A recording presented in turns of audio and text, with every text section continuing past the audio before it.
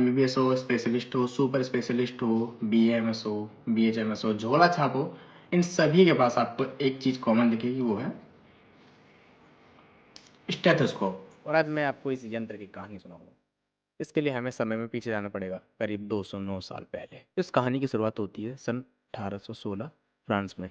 एक डॉक्टर हुआ करते थे, रेने लेनैक। जब भी किसी महिला की दिल की धड़कन टेस्ट करनी होती थी तो इन्हें बड़ी शर्म आती थी, क्योंकि उस समय में स्टेथोस्कोप नहीं था। तो दिल की धड़कन सुनने के लिए डायरेक्ट डॉक्टर को मरीज की छाती पे कान लगा के सुनना होता था, और इन डॉक्टर साहब को ये करने में बड़ा शर्मिंदगी महसूस होती थी। उन्होंने इस प्रॉब्लम को सॉल्व करने के लिए एक कागज़ की ट्यूब बनाई और उसे दिल की धड़कन सुनी।